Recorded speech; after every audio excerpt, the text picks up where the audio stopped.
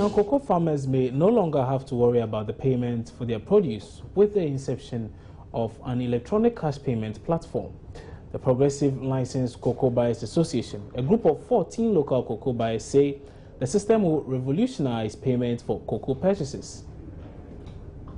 The Progressive Licensed Cocoa Buyers Association hopes the electronic cash payment platform will replace the current system and cut out middlemen and losses to cocoa farmers. In the previous system, monies are advanced to individual companies, and they in turn have to transfer the money to their district officers, who has forms of money, and they have to use the pieces. If you give them money for, say, $100, they deliver only 80. With this new system, none of the money goes to the individual companies. The money goes on the platform.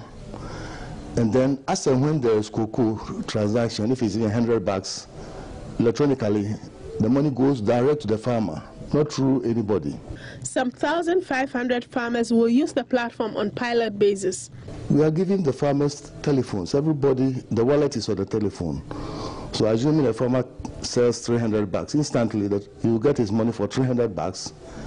And thereafter, if he chooses to transfer the money to his own bank account, so be it. The Progressive Licensed Cocoa Buyers Association will pool resources to attract investment and increase their cocoa purchasing power. We have a rep in some of the districts, in some of the region. This is going to create a lot of jobs. It's not about only cocoa, but we are considering cashew, we are considering coffee, we are considering shea nut.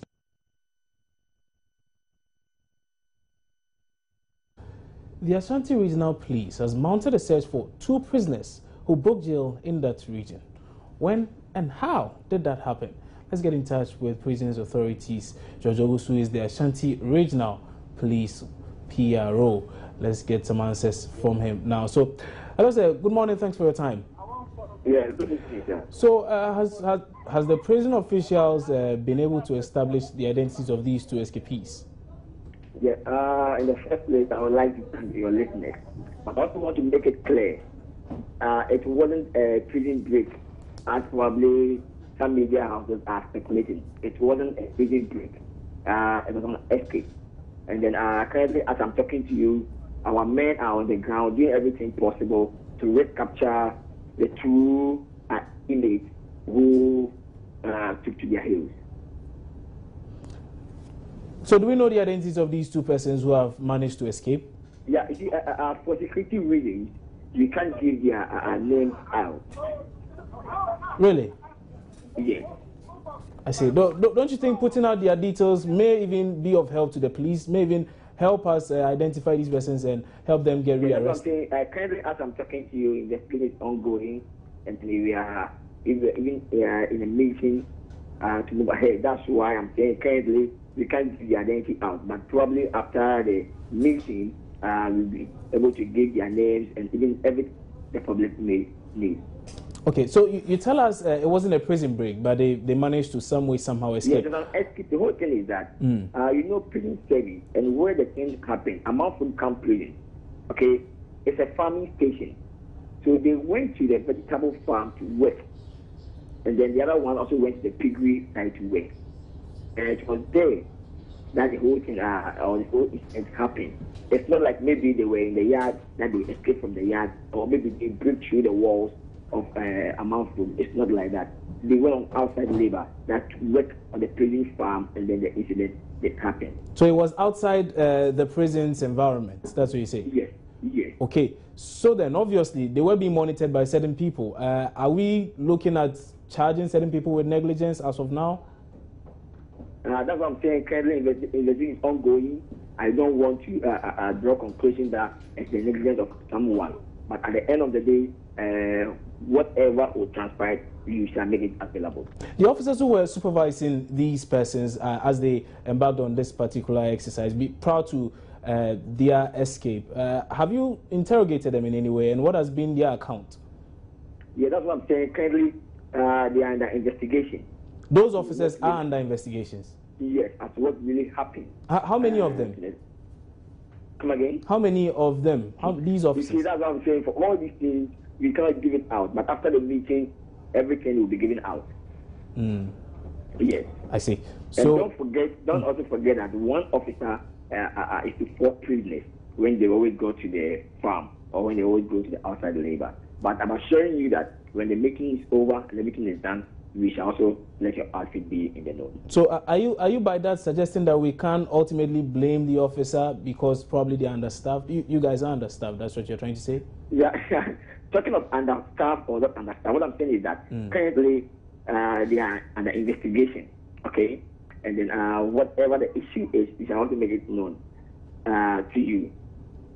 Do we have any idea where these 2 persons might be currently? Any idea whatsoever? In fact, we've had some information, and as I said earlier, our men are on the ground. We are doing everything possible to get them rearrested. And then you also believe that for security reasons, we cannot say maybe they said they are here or they are there, to avoid them there and then maybe taking to their heels again.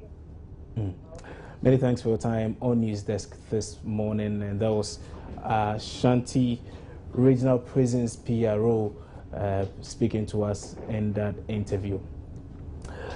Now, the Minerals Commission has denied reports that foreign gold buyers are taking over the business of local buyers and exporting the commodity to the nation's detriment. The Commission said its records showed that no licensed gold dealer had been granted the privilege of retaining all or part of its earnings outside the country by the Ministry of Finance, the only institution authorized to grant such privileges. A statement issued by the Commission explained that there were 2 classes of licenses, namely large-scale gold mining leases and small-scale mining licenses. The Commission said the large-scale mining companies who did not sell their gold locally sold it by the spot price at the London Metal Exchange or other marketing agreements with overseas refineries that had been approved by government. The Commission said the small-scale licenses were enjoined to sell gold from their operations to the Precious Minerals Marketing Company, PMMC, or other gold buyers licensed by government. Thus, it was the gold from small-scale miners that was sold locally and purchased by licensed gold dealers, mainly for export or limited refining. The statement said gold exports are regulated by the Bank of Ghana, Customs Division of the Ghana Revenue Authority, and the Minerals Commission. The statement states that the licensing is not discriminatory between nationality, race, tribe, or color, but is done in line with Section 6 and 104 of the Minerals and Mining Act 2006, Act 703, as well as Regulations 4 of the Minerals and Mining General Regulations 2012, LI 2173. The statement concluded that the applicant must meet certain technical and financial conditions without which the minister may not grant the license. It said currently 20 gold exporters had been granted license by the minister. The breakdown is as follows: 11 Kenyan exporters representing 55%, 5 Indian exporters representing 25%, 1 German, 1 Australian, and 2 Lebanese, all representing 20%.